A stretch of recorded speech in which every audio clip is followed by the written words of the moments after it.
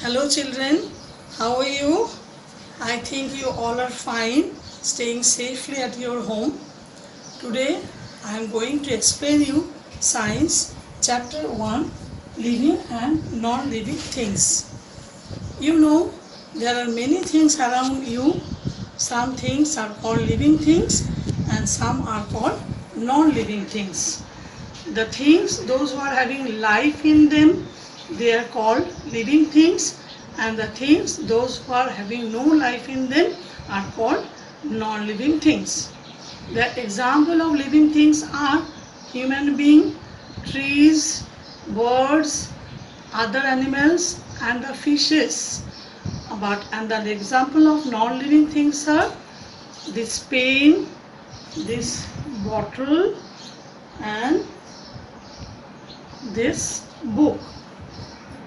Now, living things and non-living things are having different features. Now, I am going to explain you all the features of the living things. Living things breathe. All the living things breathe air. Human beings breathe through their nose. A fish breathes through their gills. Insects like caterpillars, cockroaches, they are having tiny air holes on their body, that is called spiracles, and they breathe through this. Even the plants are also having tiny holes underside of the leaves, that is called stomata, and they breathe through these stomata.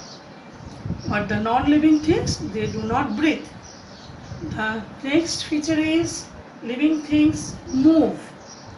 All the living things move from one place to another place in the search of food, shelter, and water. But the different living things, they move in different ways. A man walks with their legs. Birds fly with their wings. A fish swims with their fins. But non-living things cannot move. Plants also cannot move. They are fixed in one place with the help of their root. Now children, the next is living things grow. All the living things grow. A baby grows to an adult.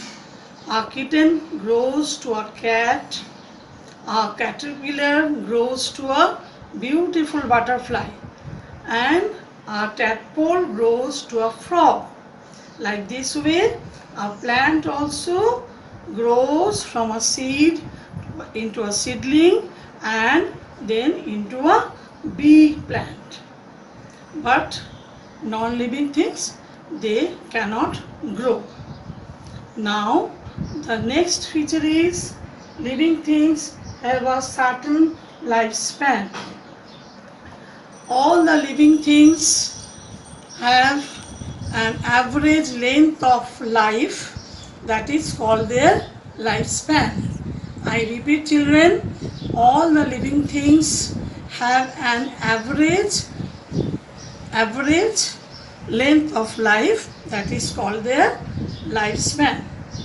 For example, a dog lives for 10 to 12 years, but a butterfly, they lives for only 20 to 30 days, and as a human being, they live around 70 to 80 years. But the non-living things, they do not have any lifespan. Now, the next feature is living things need food. All the living things need food to grow and to stay alive. If we do not eat food, we will not be able to stay alive and we will not grow. But plants can prepare their food with the help of water, sunlight, and the air. The process through which the plants prepare their food is called photosynthesis. But the animals, they cannot prepare their own food. They get the food from other animals and the plants. But the non-living things, they do not need any food. Now the next feature is living things feel changes. You know, all the living things and the human being and the animals, they feel the changes around them. Already you have learned that living things are having 5 sense organs. 2 eyes that to see, ears to hear, nose to smell, tongue to taste, and the skin to feel. The living things, they feel the changes with their sense organs. Some insects also, like butterflies, grasshoppers, ants, they also feel changes around them with the special body parts that is called antenna, and that is on their head. With the help of this antenna, they can smell, they can taste food, and even they can locate the food. And the plants, they do not have any sense organ, but they also can feel changes around them. Mimosa or touch me not plant is a plant, if we can touch them, they closes their leaves. But non-living things cannot feel any changes around them. Now, living things excrete. Living things excrete, that means living things remove waste substances from their body, but non-living things do not excrete. Now, the next feature is living things reproduce. What is reproduction? The reproduction is the process through which living things produce new individuals of their own kind. That is called reproduction. I repeat, children, what is reproduction? The reproduction is the process through which living things produce new individuals of their own kind. Some living things reproduce by giving birth to their young ones, and some by laying eggs.